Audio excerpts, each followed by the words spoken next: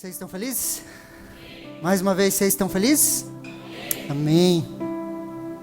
Queridos, existem 3 tipos de pessoas sobre a face da terra. Biblicamente falando, queridos, quando nós analisamos as Escrituras, você vai ver que o apóstolo Paulo, ele classifica todas as pessoas na face da terra em 3 grupos. 3 grandes grupos, onde todas as pessoas que nós conhecemos, eu e você, nos encaixamos em um desses grupos. O primeiro, queridos, o primeiro desses grupos, queridos, é o homem natural. Repete assim comigo: homem natural. Mais uma vez, homem natural. Olha o que 1 Coríntios, capítulo 2, versículo 14 nos fala. Ora, o homem natural não compreende as coisas do Espírito de Deus, porque lhe parecem loucura, e não pode entendê-las, porque elas se discernem espiritualmente. Queridos, o homem natural é o homem que não nasceu de novo.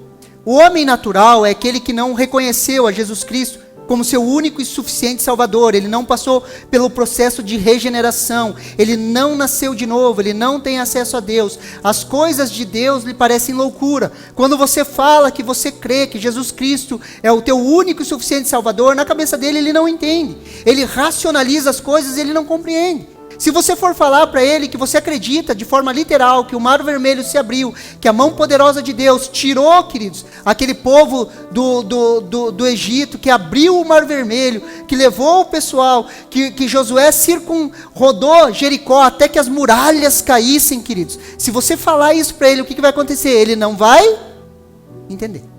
Por quê? Porque ele é um homem natural. Ele vive a sua realidade de forma natural. A sua vida, queridos, é pautada nos seus 5 sentidos. Aquilo que eu posso ver, ouvir, sentir, tocar, isso eu acredito. No mais eu não acredito. O segundo grupo, queridos, é o homem carnal. Repete comigo assim: homem carnal. O segundo grupo, queridos, é o homem carnal. 1 Coríntios capítulo 3, do versículo 1 ao 3. Olha o que a palavra de Deus nos fala. Eu, porém, irmãos, não pude falar a vocês como pessoas espirituais, e sim como pessoas carnais, como crianças em Cristo. Eu lhes dei leite para beber, não pude alimentá-los com comida sólida, porque vocês não podiam suportar, nem ainda agora podem, porque vocês ainda são carnais. Porque se há ciúme e briga entre vocês, será que isso não mostra que são carnais e andam segundo os padrões humanos? O segundo grupo, queridos, são os homens carnais, que tiveram uma experiência com Cristo, queridos, que nasceram de novo. Eles têm a possibilidade de ver o reino, mas ainda são crianças em Cristo. Ainda são bebezinhos, queridos, crianças em Cristo. Não suportam comida sólida, se alimentam de leitinho. A maioria dos crentes se encontra aqui, queridos. Crianças em Cristo. Tiveram uma experiência do novo nascimento, nasceram de novo, queridos, mas continuam pensando como o homem pensa, de forma natural. Continuam agindo e reagindo de forma natural. Mas por que são carnais? Preste atenção ali. Porque se há ciúmes e brigas entre vocês. Se há ciúmes e brigas entre vocês. Ciúmes e brigas, queridos, são características de uma igreja carnal. Ciúmes e brigas, queridos, são características de pessoas que são crianças na fé, bebezinhos na fé. Aonde, queridos, há muito ciúme, muita briga, um falando mal do outro, um tentando derrubar o outro, um puxando para cá, outro para lá, um falando uma coisa, outro discordando, aquela coisa que muito gostosa de se lidar. Prova que é uma igreja carnal. Crianças em Cristo pensam como homem natural. Tiveram uma experiência do novo nascimento, queridos, mas ainda andam segundo o comportamento humano natural. O homem natural, então, queridos, é aquele que não passou da morte para a vida, não nasceu de novo, não foi recriado, não se tornou uma nova criatura em Cristo Jesus. O homem carnal, queridos, ele é uma nova criatura, ele nasceu de novo. Ele tem a vida de Cristo habitando nele, mas jamais desenvolveu e nem cresceu. Ele não amadureceu, ele não desenvolveu, ele não cresceu. E a triste verdade é, queridos, que o homem carnal pode ficar nessa condição para o resto da sua vida. Queridos, pessoas que não sabem se relacionar, vivem brigando, discutem, brigam, são carnais. Ambientes que você entra, queridos, que não há unidade, queridos, são ambientes carnais. Pessoas, queridos, que passam 20, 30, 40 anos dentro da igreja, mas continuam sendo crianças. Por quê? Porque não sabem se relacionar. Porque andam debaixo de ciúmes e debaixo de brigas. Pastor, mas eu briguei porque eu tenho direito. Morra para os seus direitos. No mínimo, para você ser espiritual. Sim ou não? Aonde há ciúmes e brigas, mostra que existe um ambiente carnal.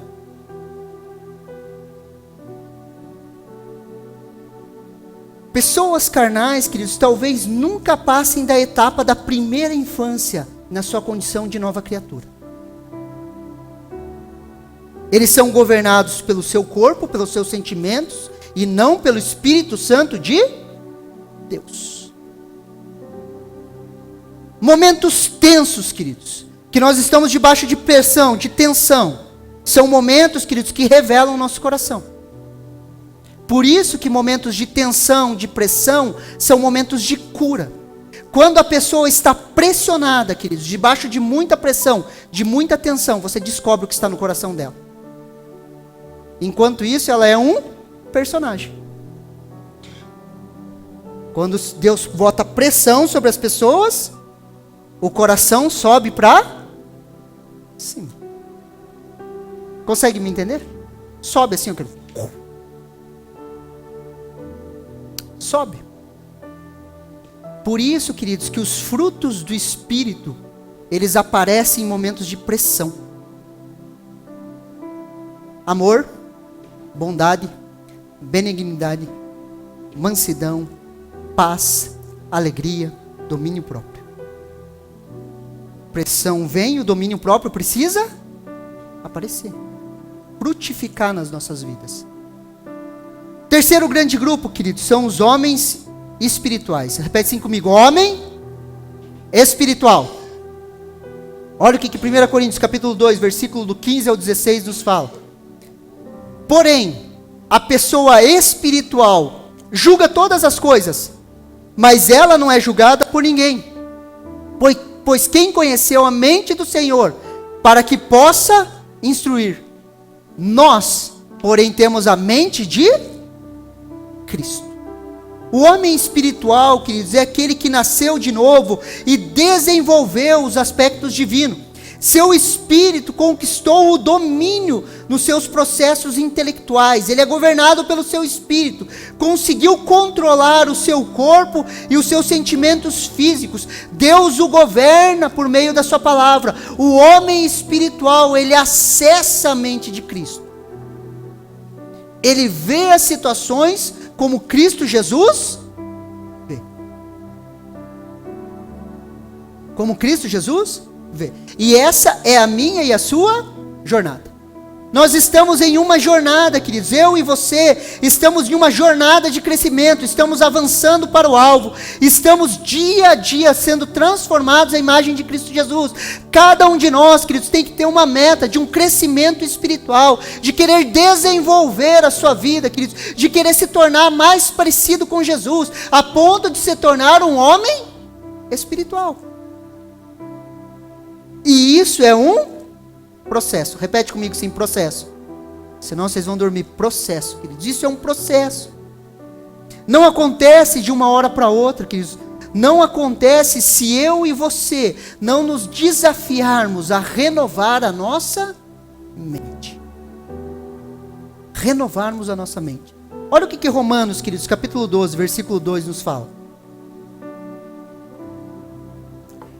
E não vos conformeis com este século, mas transformai-vos pela renovação da vossa mente, para que experimente qual seja a boa, agradável e perfeita vontade de Deus. Queridos, eu e você precisamos nos desafiar a transformar a nossa mente. Se eu e você quisermos ser homens e mulheres espirituais, largarmos, queridos, os ciúmes, as brigas, as coisas de criança, parar de beber leite, queridos, nós precisamos renovar a nossa mente. Nós precisamos parar de terceirizar a culpa, nós devemos parar, queridos, de deixar os outros assumirem o controle sobre as nossas emoções. Pastor, mas eu me irrito com aquela pessoa. Aquela pessoa me irrita. Uma vez eu pensando, se eu falar assim, aquela me irrita, a culpa é de quem? A culpa é dela, é ela que me irrita. Sim ou não? É minha esposa que me irrita, essa praga que o Senhor me deu. Ela me irrita. Queridos, não há transformação aqui. Agora se eu falo assim, Deus, me perdoa porque eu me irrito com a Kelly, aí eu renovo a minha mente. Só que a maioria das pessoas tem a síndrome de vítima. Ah, pastor, mas a culpa não foi minha, foi o outro que errou. Queridos, se o outro errou com você, o que Jesus fala para você? Perdoe. Se você se ofendeu com o outro, queridos, aí a culpa não é do outro, queridos. Foi você que permitiu que a pessoa tocasse os seus sentimentos, as suas emoções. Sim ou não? Fala que sim, por favor. Às vezes a gente está aconselhando casais, queridos, relacionamentos que deram briga, você fica olhando e você fala assim, o mais maduro vai ceder. O problema é quando não tem gente madura. Daí ninguém cede.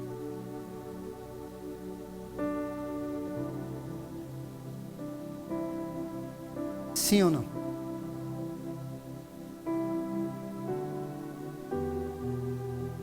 O dia que você chegar diante de Jesus, queridos, não tem como falar assim para ele. A culpa foi do outro. Ele vai falar, mas eu não falei para você perdoar? Eu falei para você perdoar. Ah, não, mas eu tenho razão. Eu não perguntei quem tem razão, eu perguntei quem perdoou.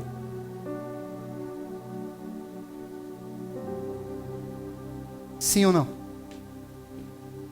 Queridos, quanto mais nós não nos conformamos com esse mundo, queridos, quanto mais nós renovamos a nossa mente, queridos, quanto mais, queridos, a nossa mente estiver se aproximando da mente de Cristo, queridos, mais eu e você vamos experimentar a boa, perfeita e agradável vontade de Deus. Sim ou não?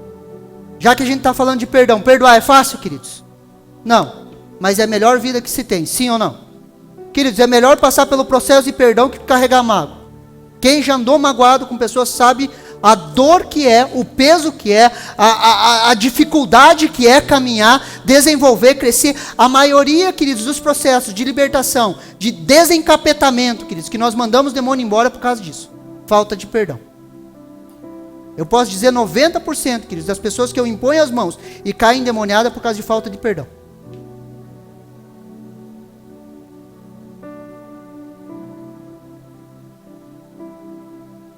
E para que a gente experimente isso, queridos, nós precisamos entrar nesses processos. Quanto mais a gente se permitir ser renovado, mais nós vamos nos tornar a imagem de Cristo Jesus, cada vez mais parecidos com Ele, queridos, cada vez menos carnais, cada vez menos lidando com picuinhas, com brigas, com ciúmes. Quanto mais a gente vai largando essas coisas, queridos, mais nós nos aproximamos da imagem de Cristo Jesus. E experimentamos a boa, agradável e perfeita vontade de Deus. Ah, pastor, mas isso é muito difícil. Querido, se fosse fácil, todo mundo está fazendo. Você pode perguntar para qualquer pessoa, queridos. A maioria delas vai falar assim, se você chegar para perguntar para ela, você quer fazer a vontade de Deus? Quero. Claro que eu quero. Quando você fala qual é a vontade de Deus, se fosse fácil, queridos, todo mundo estava fazendo.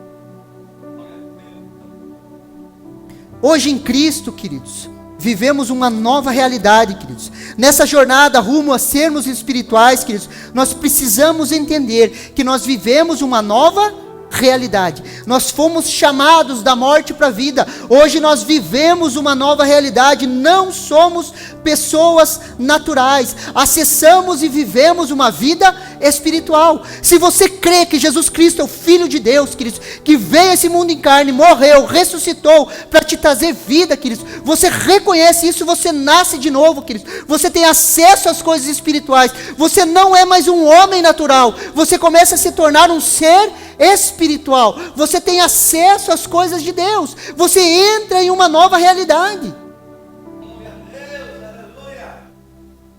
Sabe metaverso, queridos?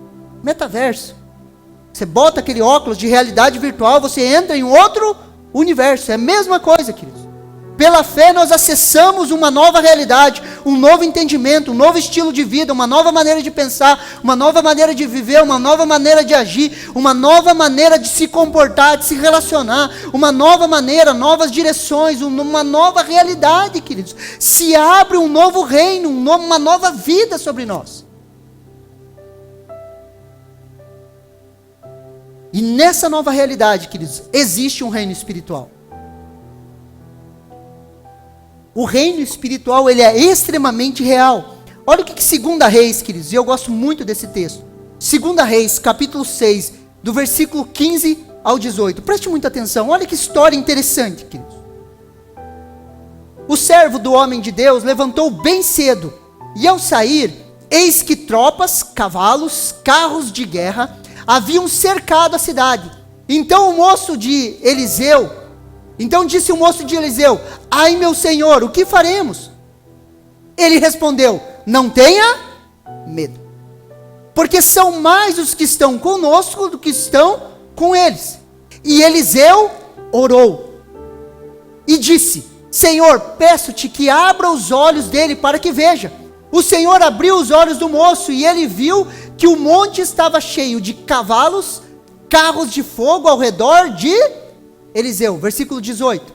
E quando os sírios desceram contra ele, Eliseu orou ao Senhor e disse: peço-te que fira essa gente de cegueira.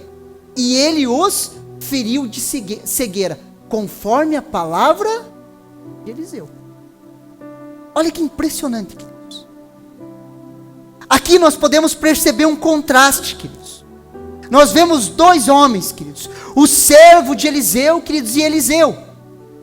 O servo de Eliseu, que mesmo andando com o profeta, queridos, via as coisas de forma natural. O servo de Eliseu, o moço de Eliseu, que andava dia a dia com Eliseu, queridos. Mesmo andando com o profeta, ele olhava as circunstâncias de forma natural. Ele vivia a vida, queridos, como um homem natural. Enxergava como um homem. E nós vemos o contraponto, queridos, que é Eliseu, que representa o homem espiritual. A mesma cena, queridos, duas formas de enxergar. A mesma cena, a mesma situação, duas formas de enxergar. A circunstância era a mesma. A cidade estava sitiada, o moço e o profeta estavam cercados, queridos. A mesma situação. O que difere um homem espiritual de um homem carnal, queridos, não é a circunstância. A diferença, queridos, de um homem carnal para um homem espiritual não é a circunstância. Os dois aparentemente estavam encurralados, com a cidade sitiada e eles cercados. A circunstância é a mesma para os dois, sim ou não? É a mesma circunstância, queridos. A mesma circunstância. Mas olha o que 2 Reis, queridos, capítulo 6, versículo 15 nos fala. O servo do homem de Deus levantou-se cedo, e ao sair, eis que tropas, cavalos, carros de guerra, haviam cercado a cidade. Então o moço de Eliseu disse: ai, meu senhor, o que faremos? Essa é a circunstância, queridos. Esse é o diagnóstico. O menino sai cedo, ele olha, queridos, era carro de guerra, queridos. Os caras iam matar eles. Eles estavam cercados, queridos. Era risco de vida, queridos. O moço entra em desespero. Ele olha a situação, ele dá o diagnóstico, ele olha para as coisas ao seu redor, queridos, e ele traz o diagnóstico. Queridos, qualquer um pode trazer o diagnóstico de uma circunstância. O homem natural e o homem carnal. O homem natural e o homem carnal, queridos, ele vai ver a circunstância e ele vai pensar de forma natural. Sim ou não? E quero te dizer uma coisa, qualquer um pode dar diagnóstico. Olha o que está acontecendo ali, queridos, qualquer um pode dar diagnóstico. Olha o que está acontecendo aqui, olha o que está aqui, olha a colônia está ruim aqui, a colônia é ruim ali, São Luís é difícil aqui, queridos, diagnóstico qualquer um pode dar. Sim ou não? De forma natural, racionalizando, você olha as coisas, problema, queridos, todo mundo vê. Pode perceber, você entra num lugar, queridos, pode estar tudo arrumadinho, se tiver uma sujeirinha, você vai olhar para a sujeira. Vai falar, está sujo ali. Você olha para relacionamentos, para a vida da igreja, para as coisas, queridos, o que você vai olhar? As coisas naturais. O diagnóstico qualquer um pode trazer. Só que só o homem espiritual, queridos, só homens e mulheres espirituais podem trazer a solução do céu. Só homens e mulheres, queridos, espirituais conseguem trazer a solução do alto. Podemos ver, queridos, nós podemos ver a nossa vida com duas lentes. Com duas lentes. Ou pelos olhos naturais, ou com os olhos da fé. Olha o que 2 Coríntios, queridos, capítulo 5, versículo 7 nos fala. Porque andamos por fé, não pelo que vemos. Mais uma vez. Porque andamos por fé, não pelo que vemos. Queridos, nós temos essas duas lentes, queridos. Nós podemos olhar as circunstâncias com os olhos da fé, ou nós podemos olhar de forma natural. Duas maneiras de se ver, queridos. E esse é o nosso desafio, andar por fé e não pelo que vemos. É um desafio para você, sim ou não? Queridos, andar por fé é um desafio. Colocar os óculos da fé, queridos, é um desafio. Só que deixa eu falar uma coisa, nós nos movimentamos no reino de Deus, nós andamos, nós nos movemos pela fé. Por que você ama pessoas? Pela fé, ou é por emoções? Jamais, queridos. Por que você perdoa? Pela fé. Por que você se relaciona como igreja? Pela fé. Por que você ora? Pela fé. Nós andamos pela fé. Nós nos movemos pela fé. Nós perdoamos pela fé. Nós amamos pela fé. Nós nos relacionamos pela fé. Nós somos fiéis ao nosso grupo familiar pela fé. Nós somos fiéis na casa de Deus pela fé. Nós trazemos os nossos dízimos, as nossas ofertas pela fé. Nós nos movemos pela fé, queridos. Essa é a direção. Essa é a renovação de mente, queridos. Essa é a nova realidade. Uma vida direcionada com as lentes da fé. O servo de Eliseu, queridos, viu as circunstâncias pelo que ele via de forma natural. Ele olhou para as circunstâncias, queridos, de forma natural. E Eliseu viu a circunstância com os olhos da fé. Queridos, pela fé, queridos, que nós acessamos a nossa nova realidade. Pela fé que nós desenvolvemos a nossa vida. Pela fé, queridos, que nós vamos ver os milagres de Deus acontecendo nas nossas vidas. Fala um amém aí, queridos. Olha o que Hebreus capítulo 11, do versículo 1 ao 3 nos fala. Ora, a fé é a certeza das coisas que se esperam, a convicção de fatos que não se veem. Pois pela fé os antigos obtiveram um bom testemunho. Pela fé entendemos que o universo foi formado pela palavra de Deus, de maneira que o visível veio a existir das coisas que não são visíveis. Pela fé, queridos, cremos que o universo, queridos, em algumas traduções vão falar os mundos. Pela fé, queridos, nós cremos que os mundos foram formados pela palavra de Deus. De maneira que o visível veio a existir das coisas que não são visíveis. Queridos, existe um reino invisível, existe um mundo invisível. Existe um mundo invisível, o reino espiritual, queridos, é real. A realidade espiritual, ela é real. E ela governa o reino visível, queridos. Queridos, tudo que acontece, queridos, aqui, reflete no reino espiritual. E tudo que acontece no reino espiritual, reflete aqui. Não é um dualismo, não é um dualismo platônico. Os dois reinos, queridos, eles estão juntos, unidos, queridos. Tudo está interligado. É uma coisa só, queridos, não existe uma separação.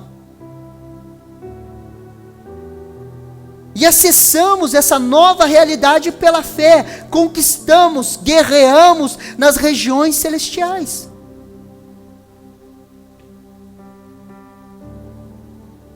Queridos, tudo que a gente conquista na nossa vida, queridos, de forma espiritual, acontece primeiro no reino espiritual. Primeiro nós conquistamos as coisas de forma espiritual, queridos, no reino espiritual. Vamos voltar ao assunto de perdão. Pastor, me ofendi, não consigo perdoar. Aonde que você conquista o perdão? No reino espiritual. Deus, me perdoa, não consigo perdoar, coloco diante do Senhor, peço que o Senhor lave com seu sangue, transforme as minhas emoções, e pela fé, eu libero o perdão pela minha palavra. Como que nós perdoamos? Pela fé, nós liberamos perdão. Primeiro eu libero o perdão no reino espiritual, depois Deus trata as minhas emoções. Agora você fala assim, não, eu preciso estar pronto para preparar, eu preciso estar pronto para perdoar, eu preciso ter um sentimento, uma emoção, preciso que Deus toque no meu coração. Queridos, nunca vai acontecer. Nós não andamos por emoções, não somos estimulados pelas nossas emoções, somos estimulados pela fé. E quando nós estamos lendo a palavra de Deus, queridos, a palavra de Deus nos instrui, pela fé nós declaramos a palavra de Deus, pela fé nós confessamos a palavra de Deus, pela fé nós andamos e caminhamos. Queridos, se for pelas emoções, queridos, um dia eu vou estar feliz, outro dia eu vou estar triste, um dia eu vou estar lá em cima, outro dia eu vou estar lá embaixo. E eu não tenho senso de responsabilidade de andar por fé. Quer ver um exemplo? Você vai trabalhar toda segunda-feira feliz da vida. É assim que acontece? Nossa, acordei feliz, toda segunda-feira, que massa. Acordar 5 da manhã, descarregar um caminhão de tijolo. Que legal lá. É assim que acontece com você? Mas por que você levanta? Porque você tem uma responsabilidade. E quero dizer uma coisa para você. Você tem uma responsabilidade sobre a sua vida. Você já não é mais escravo do pecado. Deus salvou você e você tem uma responsabilidade sobre a sua vida. Pare de terceirizar a culpa. Você está onde está pelas decisões que você tomou. Sim ou não? Se eu assumo essa responsabilidade com Deus, queridos, eu ando por fé. Queridos, eu sou responsável pelo ambiente espiritual da minha casa, eu como marido. Se o ambiente espiritual da minha casa não está legal, não é culpa da minha esposa e dos meus filhos, é minha culpa.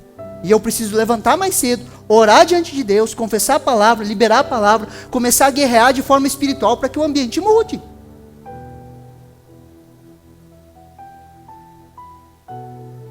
Você consegue me entender? Tudo que conquistamos, queridos, nas nossas vidas, nós conquistamos primeiro no reino espiritual. Jesus, queridos, conquistou a vitória na cruz aonde? No Getsemane.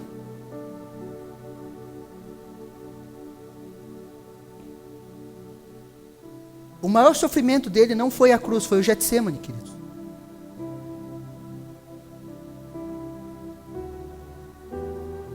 Antes das coisas acontecerem na sua vida aqui, elas vão acontecer dentro de um quarto fechado.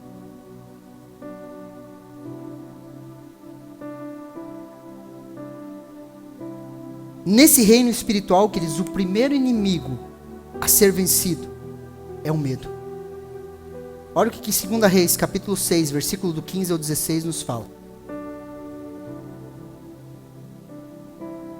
O servo do homem de Deus, levantando-se bem cedo, ao sair, eis que tropas, cavalos, carros de guerra haviam cercado a cidade. Então o moço de Eliseu disse: ai, meu senhor, o que faremos? Ele respondeu: não tenha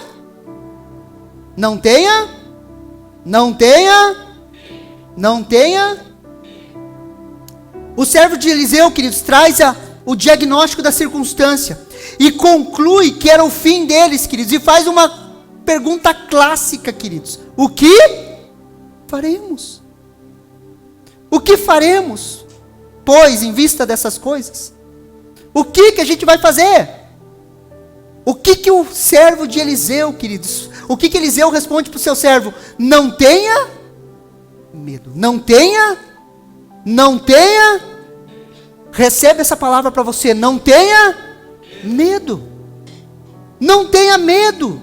O medo, queridos, é o reflexo da nossa velha natureza, queridos, do homem caído, o medo do abandono, o medo das costas de Deus, o medo, queridos, que nasce no Éden, queridos. E Deus vive repetindo na sua palavra: não temas, não tenha medo, não tenha medo. O homem espiritual, queridos, não é guiado pelo medo. Queridos, o medo é um espírito, queridos, e nós precisamos declarar guerra contra esse espírito.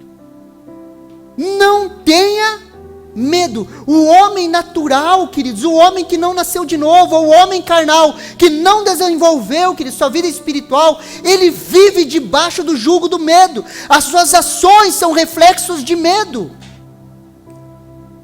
Olha o que Hebreus capítulo 2, do versículo 14 ao 15 nos fala. Preste muita atenção aqui. E visto como os filhos participam da carne e do sangue, também ele participou das mesmas coisas, para que pela morte aniquilasse o que tinha o império da morte, isto é, o diabo. Está falando da obra redentora de Jesus. Versículo 15. E livrasse todos os que, com medo da morte, estavam por toda a vida sujeitos à servidão.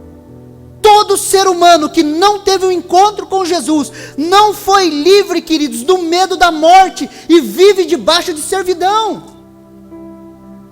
Preste atenção aqui, queridos, todas as raízes, queridos, estão aqui, é o medo da morte. O que faz, queridos, uma pessoa acumular comida, você chega na casa dela, comida, você fala: o que está acontecendo? Não, eu tenho medo de faltar. É o que? É o medo da morte. E ela se torna escrava daquilo. Ações e reações da maioria dos crentes não está em um ambiente de fé, mas está amarrado em uma raiz de medo. Medo da escassez, medo da falta, medo das coisas, medo de as pessoas te abandonarem, medo disso. Muitas pessoas não são quem são, porque tem medo do abandono. Vivem uma vida mentirosa, cheia de máscaras, se fazendo de gente boa. Para quê? Porque tem medo de serem abandonadas. Fazem coisas que não querem fazer por causa do medo. Vivem debaixo de um tacão de medo, que é o medo da morte, a morte dos relacionamentos. Pastor, eu tenho medo que as pessoas me abandonem. É medo da morte dos relacionamentos. É esse medo da morte que Jesus nos resgatou e nos libertou. Hoje eu e você, queridos, não somos mais escravos do medo. O medo da morte escraviza o homem natural. O medo nos leva à autoproteção. E a autoproteção é o caminho contrário do amor. Quando nós estamos com medo, nós tentamos nos proteger de tudo que é jeito. Eu vou acumular, guardar dinheiro, fazer isso. Pastor, é errado guardar dinheiro? Não, queridos, mas se a motivação for o medo, é. Por isso que o evangelho, viver com Deus, não tem a ver com coisas que nós fazemos, mas sim por que fazemos. Eu tenho que ter dinheiro, para quê? Porque eu tenho medo daquilo, medo disso, medo. O homem espiritual, queridos, não é governado pelo medo. Preste atenção aqui em mim, queridos. Você é livre do medo. Você nasceu de novo. Você tem um Senhor. Você tem um Deus bom. Você é amado. Isso precisa cair como uma revelação dentro de você. O medo precisa ser arrancado de dentro de você. Olha o que 1 João capítulo 4, versículo 18 nos fala. No amor não existe medo. Pelo contrário, o perfeito amor lança fora o medo. Porque o medo envolve castigo, e o que teme não é aperfeiçoado no amor. Queridos, se permita ser amado. Se permita, queridos, entender e se relacionar com Deus. E entender que Deus te ama acima da tua performance. Pela fé, queridos, você precisa acessar uma revelação, não apenas uma informação, queridos, mas uma revelação que você é amado. Esse amor vai se aperfeiçoando em você e lançando fora todo o medo. Eu e você não nos movemos pelo medo. Posso ouvir um amém? Não tomamos decisões pelo medo. Queridos, esses dias estava conversando, a gente estava conversando sobre eleições, sobre tudo que está acontecendo no Brasil. E eu comentando com as pessoas, eu falei assim, eu tenho medo disso, eu tenho medo, um pouquinho de medo daquilo. Quando eu fui para casa, o Espírito Santo falou assim, você se move pelo medo?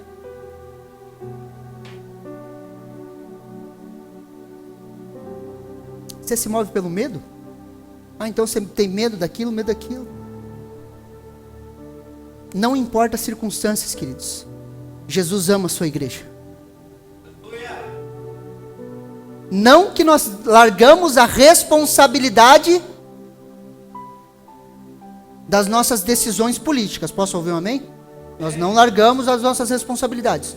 Somos responsáveis. Queridos, mas nós não andamos por medo. Na hora o Espírito Santo me pegou e falou, você tem medo? E é por isso que você se motiva? É isso que está te motivando? É isso que te motiva a orar? É um medo? Você não entendeu o meu amor pela sua vida e pela igreja. E daí lá vai eu me arrepender. Deus me perdoa. Transforma minha mente, renova minha mente. Nós não andamos com medo. Por isso que eu e você precisamos vencer o medo, queridos. Pastor, como que eu venço o medo? Primeiro, se arrependa, queridos. Arrependimento, queridos, muitas vezes, preste atenção aqui. Arrependimento, queridos, muitas vezes é banhado com lágrimas. Você chora, você se arrepende, você chora. Você clama a Deus, você se dobra diante de Deus. Só que muitas vezes, queridos, arrependimento, queridos, que é a metanoia, ampliar a sua mente.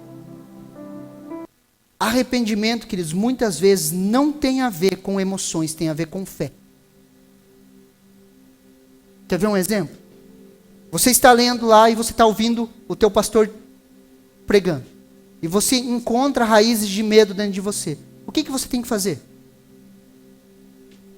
Pela fé, Deus me perdoa. Eu me arrependo. Porque eu tenho andado debaixo de medo. E você vai fazendo a higiene da sua alma, dia a dia. Você toma banho todo dia, sim ou não? Repete aí. Você toma banho todo dia, sim ou não? Você não é francês não, né? Todo dia, né? Todo dia um banhinho, né? Lava o cabelo. Queridos, a nossa alma é a mesma coisa, queridos. Todos os dias nós temos que entrar diante de Deus e falar o quê? Deus me perdoa pelaquela situação. Me perdoa porque eu me movi assim. Me perdoa porque eu falei mal daquele irmão. Me perdoa porque eu não me posicionei aqui. Me perdoa porque... E vai... Envolve emoção isso, queridos? Tem vezes que sim, tem vezes que... Queridos, eu estou acordando todo dia, 5:30 da manhã para orar, queridos. 5:30 da manhã para orar lá. Estou lá orando. Querido, todo dia, queridos, 5:30 da manhã, 5:30 da manhã, eu oro andando assim, sempre virando para o lado esquerdo, assim. Eu estou ficando meio torto, assim. Fico 1 hora andando assim, virando só para um lado, assim. Eu tentei virar para o outro, não consegui, queridos. Eu acostumei a virar para esse lado. Daí eu fico andando em círculo, assim, para não dormir. Se eu orar de joelho, queridos, esses dias eu estava conversando com a Kelly acorda mais cedo que eu, às vezes 1, 2 da manhã ela está orando. E se ela se ajoelha, ela falou, tem vezes se eu ajoelho, eu me dormo. Eu durmo. Se eu ajoelhar, eu durmo, queridos. Então eu fico andando.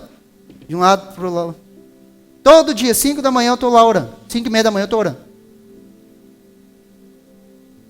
Queridos, você acha que todo dia eu sinto um arrepio, Jesus vindo? A unção vindo assim, girando assim? Queridos. Pela fé, queridos. Repetindo. Orando, falando. Todos os dias, queridos, um período de arrependimento. Deus, me perdoa. Me perdoa aqui, onde eu errei. Me perdoa a maneira que eu falei. Me perdoa o jeito que eu agi com a Kelly. Me perdoa de forma racional, queridos. Pontuando os erros. Só que a gente espera, queridos, que venha, sei lá, um troço sobre nós, a gente saia rodando, comece a chorar Pode vir, queridos, pode, não tem nada de errado chorar, mas tem dias que não vai chorar, queridos. E a maioria das vezes não vai chorar. Vai dizer assim, nossa, como eu marco nessas coisas, por que eu fiz isso de novo, cara? Oh, Deus, me perdoa. Às vezes o cara chega para mim, pastor, como que eu faço para me livrar da pornografia, pastor? Eu tenho um jeito bem simples assim, o cara se livrar da pornografia. Quer saber ou não quer? Quer saber? Encontra alguém, queridos, mais maduro que você na fé e confessa toda vez que você vê pornografia. Primeira vez você vai lá, né, com a cara de pau lá, ó, eu vi lá, você pode orar por mim? O cara vai e ora por você. Na segunda vez, queridos, você vai lá, poxa, caí de novo, né, o cara ora por você. Na terceira vez, a hora que você está no celular, você pensa assim, cara, eu vou ter que ir lá de volta, cara. E vai ser paia. Prefiro não fazer. Porque daí a gente começa a criar vergonha na cara. Glória a Deus, aleluia! E assim, queridos, tem que ser em todas as áreas das nossas vidas. O mesmo constrangimento que uma pessoa nos traz ao gente confessar, o constrangimento que a gente tem com Jesus. Tem horas, queridos, que eu confesso a mesma coisa e falo, Jesus, como que você tem paciência comigo? E daí eu começo a ficar constrangido e falo, não vou fazer de novo.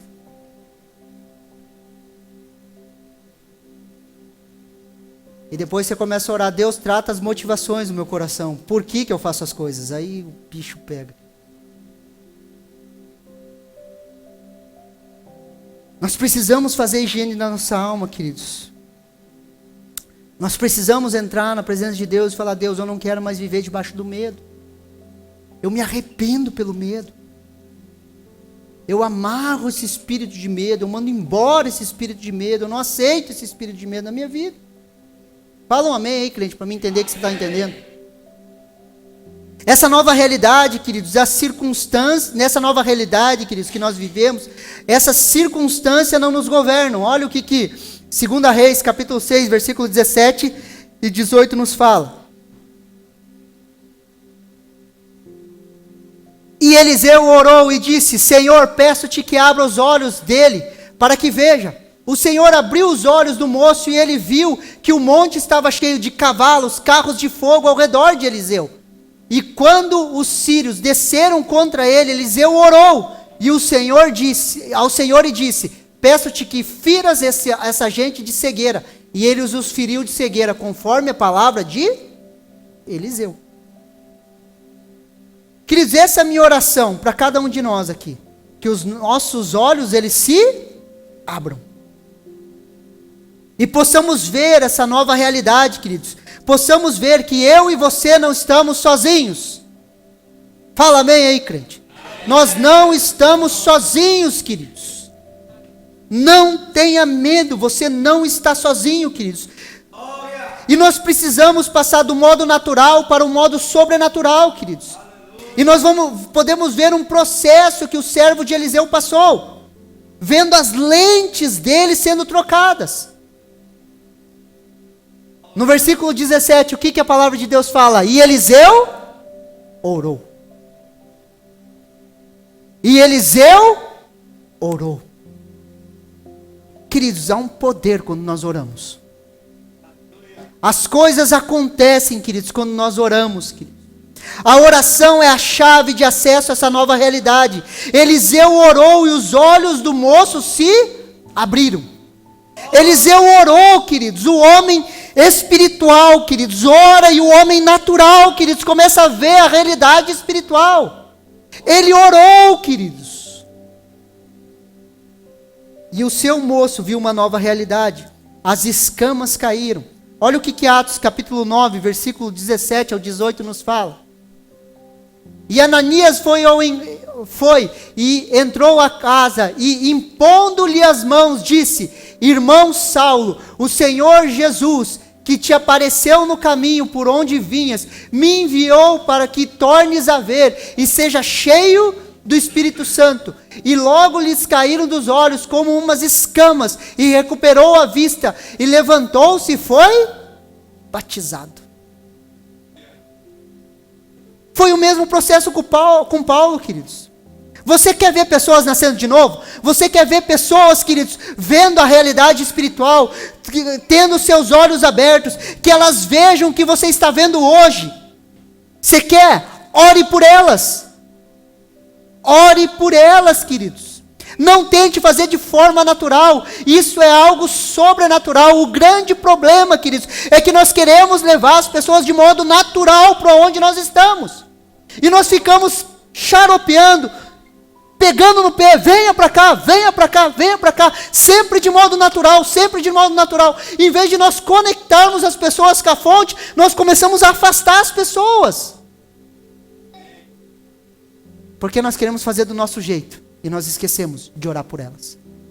Ananias impôs as mãos sobre Saulo, os olhos dele foram abertos. Eliseu orou e seu moço começou a ver a realidade espiritual. Ore pelas pessoas que você ama e você vai ver elas nascendo de novo na sua frente. As escamas caindo, queridos, ela compreendendo aquilo que você está compreendendo. Porque você fala, a pessoa fica te olhando assim, não estou entendendo nada. Por quê? Porque ela é uma pessoa natural, ela não vai entender as coisas espirituais.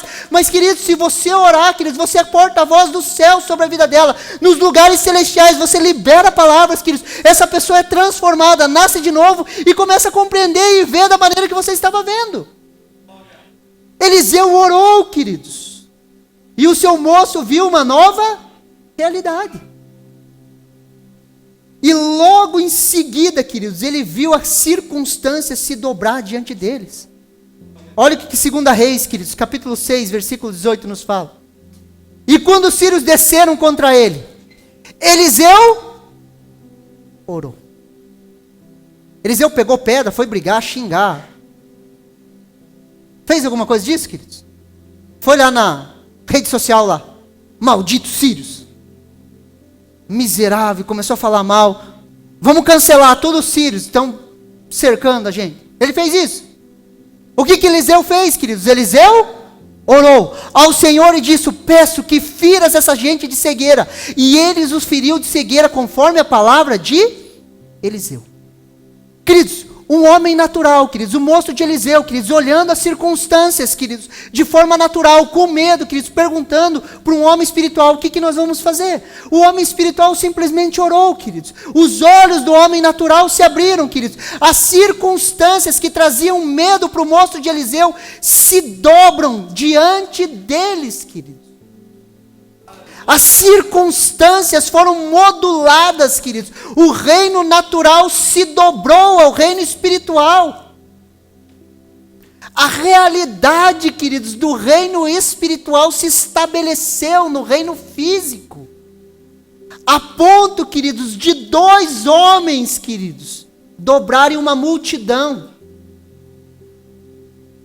As circunstâncias se dobram diante deles, queridos. Um homem espiritual, mudando a realidade do mundo natural. E isso é para mim e para você hoje.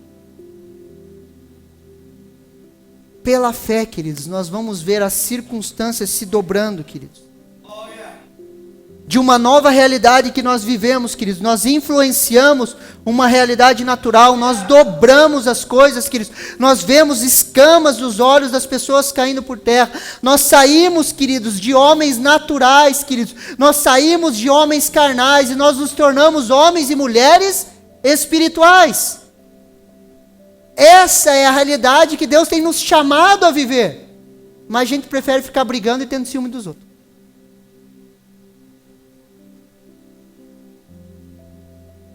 A gente fica preso, queridos, em picuinhas de homens carnais. Preso em ofensas. Presos em... Enquanto Deus está falando, vem para cá, que eu quero que vocês dobrem as circunstâncias e mudem a realidade dessa colônia, mudem a realidade de São Luís do Purunã, mudem a realidade de Campo Largo, mudem a realidade de Porto Amazonas, mudem a realidade de Palmeira. Eu estou querendo levantar um exército de homens e mulheres espirituais, queridos, que não está preocupado, que não fica brigando por causa de pouca coisa, que não fica tendo ciúme um do outro. Ah, o pastor deu mais atenção para ele, ó, tem os queridinhos. Ah, queridos, pelo amor de Deus.